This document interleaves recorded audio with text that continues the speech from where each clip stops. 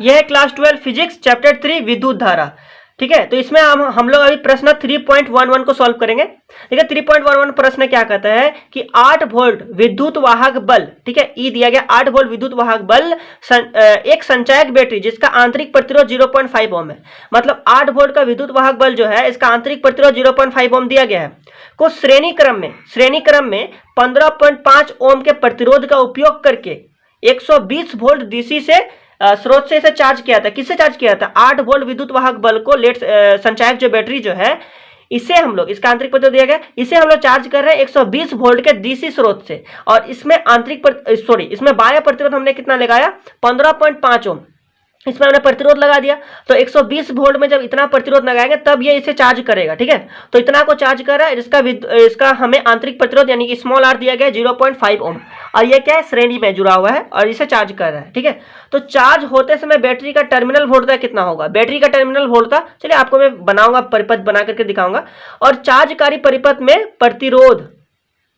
प्रतिरोधक को श्रेणी क्रम में संबंध करने का उद्देश्य क्या है? मतलब इसमें श्रेणी क्रम में क्यों जोड़ा जाता है अभी मैं आपको बताऊंगा। ठीक है, तो यहाँ पर कॉपी में देखिए तो आपको बेहतरीन समझ में आएगा। देखिए, ये हमने यहाँ पर कॉपी में इसका प्रश्न को मैंने यहाँ लिख लिया है। ठीक है, देखिए प्रश्न क्या है? 8 वोल्ट विद्युत वाहक बल की एक संचायक बैटरी जिसका आंतरिक प्रतिरोध इतना दिया गया है, श्रेणी क्रम में इतना 120 वोल्ट से इसे चार्ज करें। देखिए, तो यहाँ पर परिपथ को सबसे पहले बनाएंगे तो फिर हमारा आधा काम इधर हो गया। परिपथ से सब कुछ समझ में आता है। ठीक है, ये हमारा परिपथ है। ठीक, इसका आंतरिक प्रतिरोध ना हम लोग इधर दर्शा दे रहे हैं, कोई दिक्कत नहीं, समझ में आ रहा है आपको? इसका आंतरिक प्रतिरोध को मैंने इधर दर्शाया, और ये हमारे क्या है? 120 वोल्ट का है। ठीक है, 120 वोल्ट का है, और जिसका बाह्य प्रतिरोध लगा करके हमने इनको चार्ज कर रहे हैं। ठीक है, मतलब डायरेक्शन धारा का इधर है। ठीक है, इसमें हम लोग बाह्य प्रतिरोध लगाए हैं, तो बाह्य प्रतिरोध लगा करके इसे हम लोग चार्ज कर रहे हैं। ठीक है, ये हमारा क्या है? एक संचायक बैटरी है जिसका विद्युत वाहक बल दिया गया 8 वोल्ट। इसका आंतरिक प्रतिरोध मतलब ये इसका बैटरी का अंदर का प्रतिरोध है ये वाला। ठीक है, तो आर हमने अंदर का प्रतिरोध इस प्रकार से मैंने यहाँ पर दर्शाया है। तो ये क्या? 0.5 ओम दिया गया है। ठीक, और ये जो है 120 वोल्ट दिया गया ना, डीसी करंट है, 120 वोल्ट दिया गया है, डीसी से जो दिया गया। इसका प्रतिरोध दिया गया, बाह्य प्रतिरोध 15.5 ओम। कितना दिया गया? 15.5 ओम लगा करके हम इसे चार्ज कर रहे हैं। ठीक है, तो हमें क्या करना है? टर्मिनल वोल्टता निकालना है इसका। ठीक है, टर्मिनल वोल्टता, बैटरी की टर्मिनल वोल्टता निकालना है, मतलब बैटरी तो ये वाला हमारा है, तो इसी का टर्मिनल वोल्टता, चलिए मैं इसको ए मान लेता हूँ, इसको बी मान लेता हूँ। ठीक है, तो इसी के बीच का टर्मिनल वोल्टता निकालना है। प्रश्न समझ में आ गया आपको क्या कह रहा है? ठीक, तो चलिए आपको मैं सबसे पहले बना के दिखा रहा हूँ, एक एक करके बनाता हूँ। देखिए, तो इसको देखिए, सबसे पहले यहाँ पर देखिए विद्युत वाहक बल का यदि हम लोग देखें, इस बैटरी का विद्युत वाहक बल, तो इसका विद्युत वाहक बल हमारा ई जो है वे दिया गया है 8 वोल्ट। ठीक है, विद्युत वाहक बल 8 वोल्ट दिया गया है, और इसका आंतरिक प्रतिरोध देखें तो 0.5 ओम दिया गया है। ठीक, और इसे कितना से चार्ज कर रहे हैं? तो V बराबर हमारा कितना है? 120 वोल्ट है। ठीक है, इतना से हम लोग क्या कर रहे हैं? इसे चार्ज कर रहे हैं। ठीक है, तो यदि हम लोग प्रभावी विद्युत वाहक बल निकाले, प्रभावी विद्युत वाहक बल, ठीक है, तो प्रभावी विद्युत वाहक बल को चलिए हम लोग इधर भी डैश मान लेते हैं, कोई दिक्कत नहीं। ठीक है, भी डैश मान लेते हैं, क्या दिक्कत है? ठीक है, या फिर आप लोग इधर ये कैपिटल ई मानने थे तो आप लोग इधर स्मॉल ई मान सकते हैं, मैंने भी डैश मान लिया। ठीक है, आप लोग स्मॉल ई भी मान सकते हैं, कोई दिक्कत नहीं है। ठीक है, तो इधर हम लोग क्या निकाल रहे हैं? इसका प्रभावी विद्युत वाहक बल। तो प्रभावी विद्युत वाहक बल क्या होगा? थोड़ा सा ध्यान दीजिए इधर कि हमारा ये जो है 120 वोल्ट का है, और ये हमारा क्या 8 वोल्ट का है, इसका विद्युत वाहक बल है। तो इनसे जब हम लोग इनको माइनस कर देंगे तो हमारा जो प्रभावी विद्युत वाहक बल है वे हमारे निकल जाएगा। ठीक है, तो चलिए हम लोग प्रभावी विद्युत वाहक बल को सबसे पहले निकालते हैं। तो 120 वोल्ट से क्या करना है? 8 वोल्ट को इधर माइनस कर देना है, तो हमारा कितना निकलेगा? 120 से 8 गया तो 112 वोल्ट। समझ में आ रहा है? मतलब प्रभावी विद्युत वाहक बल हमने निकाला। ये क्या है? प्रभावी विद्युत वाहक बल। ठीक है, लिखना चाहते हैं प्रभावी विद्युत वाहक बल है ये वाला, प्रभावी, चलिए लिख देते हैं प्रभावी विद्युत, ठीक है, विद्युत वाहक बल, शॉर्ट में लिखें, क्या दिक्कत है? ठीक है, प्रभावी वी वाह बल लिखे। ठीक है, प्रभावी विद्युत वाहक बल। ठीक है, समझ में आ गया? तो हमने सबसे पहले प्रभावी विद्युत वाहक बल निकाल लिया, वी डैश निकाले इसको, तो वी डैश बराबर कितना निकला? 120 वोल्ट निकला। ठीक, अब हम लोग इसमें इस परिपथ में धारा निकालेंगे, फिर हम लोग उनके बाद आगे बनाता टर्मिनल वोल्ट तक फिर निकालेंगे हम लोग। ठीक है, उसके बाद फिर इसमें 6 निकालेंगे, फिर हम लोग निकाल देंगे। देखिए इधर, तो सबसे पहले हम लोग इसमें इस परिपथ में धारा निकाले, तो धारा मतलब I। ठीक है, I बराबर क्या होगा? विद्युत वाहक, प्रभावी विद्युत वाहक बल बटा कुल प्रतिरोध। तो प्रभावी विद्युत वाहक बल हमारा कितना है? 112 वोल्ट का है। ठीक है, 112 वोल्ट। और कुल प्रतिरोध, तो धारा निकल जाएगा हमारा, क्योंकि यहाँ पर देखिए V बराबर क्या होता है, आई आर होता है। यदि हम लोग आई निकाले तो V बाय आर, ठीक है, V बाय आर। V यहाँ पर क्या लेंगे हम लोग, विद्युत वाहक बल, प्रभावी विद्युत वाहक बल। इस परिपथ में प्रभावी विद्युत वाहक बल कितना है, और इसका कुल प्रतिरोध, तो नीचे आर लिखे कुल प्रतिरोध। कुल प्रतिरोध किस प्रकार निकाले, small R plus capital R कर देंगे इधर, तो हमारा निकल जाएगा कुल प्रतिरोध, यानी कि capital R plus small R लिख सकते हैं। तो ये क्या है, हमारा बाह्य प्रतिरोध है, ये आंतरिक प्रतिरोध है, इसका 8 वोल्ट विद्युत वाहक बल बैटरी का आंतरिक प्रतिरोध है। तो हम लोग धारा इधर निकाल सकते हैं, ठीक है। तो 112 बटे आंतरिक प्रतिरोध कितना है, सॉरी बाह्य प्रतिरोध कितना है, 15.5 ओम दिया गया है, प्लस आंतरिक प्रतिरोध इनका, तो ये कितना है 0.5 ओम, मतलब कुल प्रतिरोध विद्युत वाहक बल बटे कुल प्रतिरोध, तो हमारा धारा निकल जाएगा। तो इधर हम लोग निकाले आई बराबर कितना होगा 112, और इसको हम लोग जोड़े 15.5 और 0.5 को जोड़े तो कितना होगा 15.5 और 0.5, तो कितना हो जाएगा, इधर 16 हो जाएगा। इधर कट रहा है हमारा 16 एकम 16, 16 सत्ते 112, मतलब आई बराबर हमारा कितना निकला, 7 एम्पियर निकला। कितना निकला, 7 एम्पियर निकला ना। तो इसी प्रकार से हमारा 7 एम्पियर निकल गया। अब हम लोग क्या करेंगे कि इसमें 120 वोल्ट के जो यहाँ पर जो दिया गया है 120 वोल्ट इसमें हम लोग सप्लाई कर रहे हैं, और इसमें इसका बाह्य प्रतिरोध हमारा इतना है, ठीक है, बाह्य प्रतिरोध लगाकर सप्लाई कर रहे हैं। तो इसमें कुल कितना क्षय हुआ है, कितना वोल्ट का क्षय हुआ है जो कि इसमें प्रभावित होगा, ठीक है, प्रतिरोध लगाया मतलब इसमें क्षय हुआ होगा, तो कितना क्षय हुआ जो कि इसमें गया। अब फिर बाद में हम लोग जब इसमें क्षय जो है उस क्षय को इधर जोड़ लेंगे, और इसका हम लोग इधर इसके क्षय को जोड़ेंगे और कितना वोल्ट इधर दे रहे हैं, ठीक है, सॉरी क्षय को इधर हम लोग निकाल लेंगे। तो क्षय को हम लोग क्या करेंगे, जितना क्षय निकालेंगे ना, और इसका क्या करेंगे हम लोग, इसमें टर्मिनल वोल्टता निकालेंगे, तो इसका विद्युत वाहक बल इतना है, और उस जितना क्षय हुआ उसको हम लोग घटा देंगे, तो यहाँ पर इसका टर्मिनल वोल्टता निकलेगा। मेरे बात को फिर से समझिए, ठीक है, कि इसमें 120 वोल्ट इसमें सप्लाई करके हम लोग चार्ज कर रहे हैं, ठीक। तो इसमें हम लोग प्रतिरोध लगाए, मतलब इसका कुछ क्षय हुआ होगा, इस क्षय ध्यान दीजिए, इस क्षय, और हमारा टोटल क्या है 120 वोल्ट, और यहाँ पर क्षय जो हुआ है, और 120 से हम लोग क्षय को घटा देंगे, तो यहाँ पर जितना सप्लाई होगा चार्ज करने के लिए, तो इसी का टर्मिनल वोल्टता निकलेगा। बात को समझ गए, अब बनाने में इजी हो जाएगा, ठीक है।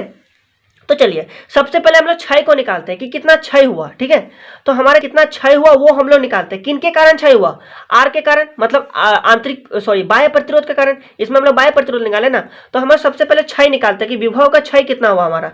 तो भी आर किनके कारण, आर के कारण, मतलब बाह्य प्रतिरोध के कारण क्षय। तो बाह्य प्रतिरोध के कारण क्षय हम लोग आई इंटू आर कैपिटल आर, चूंकि इन्हीं के कारण क्षय हुआ ना।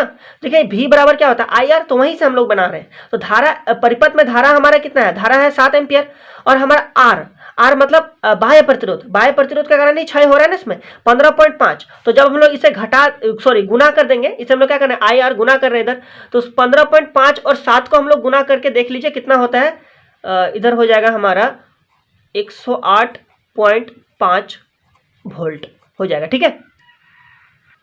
गुना कर लीजिए इतना आएगा, ठीक है। 7 बचे कितना हो गया 35, 35 का 5 हाथ में रहा 3 ना, अब 15 सत्ते कितना होता है 105, 105 और 3 108, एक अंक के बाद इधर पॉइंट लगा देंगे, ठीक है। तो यानी कि इस प्रकार से आपको क्या करना है, गुना कर लेना है। तो हमारा इसका क्षय जो है वह हमारा क्षय निकल गया। अब जो क्षय निकला बचा खुचा जो बचा इधर वह हमारा क्या हो जाएगा, इसमें जाएगा। तो इसमें क्या होगा, टर्मिनल वोल्टता। मेरे बात को समझ रहे हैं। तो इसमें हमारे क्या निकालना, टर्मिनल वोल्टता निकालना है।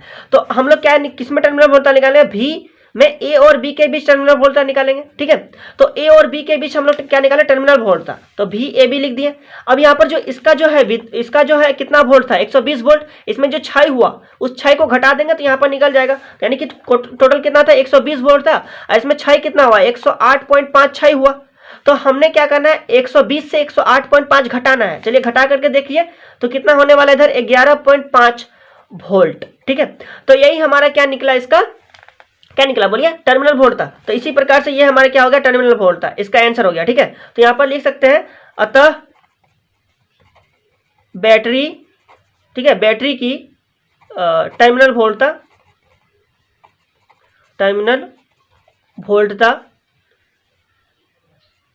बराबर कितना है 11.5 वोल्ट। ये हमारा क्या है, एक आंसर निकला, ठीक है। तो टर्मिनल वोल्टता आप लोग निकालने सीख गया। देखिए टर्मिनल वोल्टता यहाँ पर और एक तरीका से इधर निकाल सकते हैं हम लोग, ठीक है। वो वाला भी तरीका इधर मैं बता देता हूँ, तो यहाँ पर आपको कंसेप्ट पूरा क्लियर रहेगा, क्योंकि यहाँ पर मैंने तो यहाँ पर आपको समझा करके बताया। इसका एक फॉर्मूला भी है बनाने का, ठीक है। देखिए तो वो फॉर्मूला क्या है आपको यहाँ पर बता ही देते हैं, ठीक है। तो पूरा 100% कंसेप्ट आपका क्या हो जाएगा, क्लियर हो जाएगा, ठीक है। देखिए इतना दूर तक तो हमारा सेम होगा, इधर इतना दूर तक हमारा क्या होगा, इधर हमारा सेम होगा, ठीक है, कि हमें आई भी इसी प्रकार निकालना है, ठीक ना। तो यहाँ पर एक टर्मिनल वोल्टता निकालने का एक फॉर्मूला है कि टर्मिनल वोल्टा V बराबर क्या होता है, E प्लस आई आर, यह फॉर्मूला है, ठीक है। V बराबर E प्लस आई आर। तो E जो है, सॉरी यहाँ पर ध्यान दीजिए, E जो है ये वाला क्या है, इसका बैटरी का विद्युत वाहक बल, ठीक है। तो ये वाला क्या है, हमारा बैटरी का विद्युत वाहक बल है। तो E क्या है, हमारा बैटरी का विद्युत वाहक बल। बैटरी का विद्युत वाहक बल कितना है, 8, ठीक है, प्लस आई आर। तो आई आर हमें क्या करना है, हम आई आर क्या करना है, देखिए इधर आई आर ना, इधर आई आर, तो यदि हम लोग निकालें तो आई, देखिए इसके कारण हम लोग प्रतिरोध, क्योंकि यहाँ पर टर्मिनल वोल्टा निकाल रहे हैं, ध्यान दीजिए मेरे बातों को, यहाँ पर टर्मिनल वोल्टा निकाल रहे हैं, तो इसका विद्युत वाहक बल प्लस इस परिपथ में जितना धारा बह रहा है, और यहाँ पर आर से उसे मल्टीप्लाई कर देंगे, और यहाँ पर इसे जोड़ देंगे, क्या करेंगे, जोड़ देंगे। वहां पर तो मैंने आपको प्रैक्टिकली बना के मैंने समझा दिया था, तो इस प्रकार से आपको बनाना है। लेकिन आप यदि फॉर्मूला में बैठा रहे हैं तो फॉर्मूला में इस प्रकार बनाएंगे, देखिए ध्यान दीजिए कि V बराबर क्या होता है, V बराबर E प्लस आई आर। तो आई आर हमारे क्या है, इसमें परिपथ में धारा कितना बह रहा है, 7, और इसका आंतरिक प्रतिरोध, चूंकि हमने यहां से यहां तक ही निकाल रहे हैं, ठीक है, इसका विद्युत वाहक बल 8 वोल्ट ले लिए और यहां से यहां तक निकाल रहे हैं, तो ये हमारा आर है, ठीक है। आई का मान 7 एम्पियर पता है, और आर जो है स्मॉल आर, तो यानी कि 0.5, ठीक है। इसे क्या करना है आपको, 8 प्लस इसे क्या करना है आपको, गुना करके लिखना है, तो 7 × 5 = 35, एक अंक के बाद इधर डेसिमल पॉइंट ने किया, क्लियर यहाँ पर। अब क्या करना है, इसे जोड़ देना है, तो 8 और 3 कितना हो गया, बोलिए 11, ये 0.5, ठीक है। तो इस प्रकार से भी आप लोग इसका क्या निकाल सकते हैं, बोलिए यहाँ से A से B के बीच इसका टर्मिनल वोल्टा निकाल सकते हैं, ठीक है। तो इस प्रकार से भी आप लोग निकाल सकते हैं, और मैंने यहाँ पर आपको यहाँ पर समझा के बेहतरीन तरीका से बताया, तो इस प्रकार से भी आप लोग निकाल सकते हैं, ठीक है। अब देखिए यहाँ पर क्या कहा गया है कि चार्जकारी परिपथ में प्रतिरोध को श्रेणी क्रम में संबद्ध करने का क्या उद्देश्य है। इसे हम लोग श्रेणी क्रम में क्यों जोड़े हैं।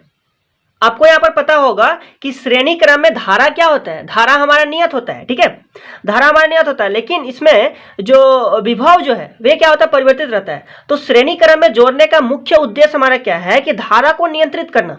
जब इसमें नियत रहेगा तो धारा बहुत, यदि धारा नियत रहेगा तो इसमें धारा नियत है, तो धारा नियत ही रहेगा, ठीक है। और यदि इसमें हम लोग समांतर क्रम में जोड़ते हैं तो धारा यहाँ पर क्या होता है, बहुत ज्यादा अधिक हो जाएगा, ठीक है। इसीलिए हम लोग इसमें क्या कर रहे हैं, श्रेणी में जोड़ रहे हैं, समांतर में नहीं जोड़ रहे हैं। समांतर में जोड़ेंगे धारा बहुत ज्यादा अधिक हो जाएगा, तो श्रेणी में जोड़े तो धारा इसमें क्या होता है, नियत होता है। इसीलिए क्या करते हैं, इसमें उद्देश्य यही वाला है कि श्रेणी क्रम में, इसीलिए हम लोग जोड़ते हैं। तो इसका स्टेटमेंट आप लोग इस प्रकार से लिख सकते हैं, इस प्रकार से आपको लिखना है, यहां पर इसका स्टेटमेंट लिखना है, प्रतिरोधक को श्रेणी क्रम में, ठीक है, श्रेणी क्रम में प्रतिरोधक को श्रेणी क्रम में क्या करते हैं, श्रेणी क्रम में इसलिए जोड़ते हैं ना, संबंध करने से धारा, ठीक है, धारा नियंत्रित होता है, ठीक है। अन्यथा क्या होगा, धारा क्या होगा, बहुत अधिक हो जाएगा, ठीक है। धारा नियंत्रित होता है, इसलिए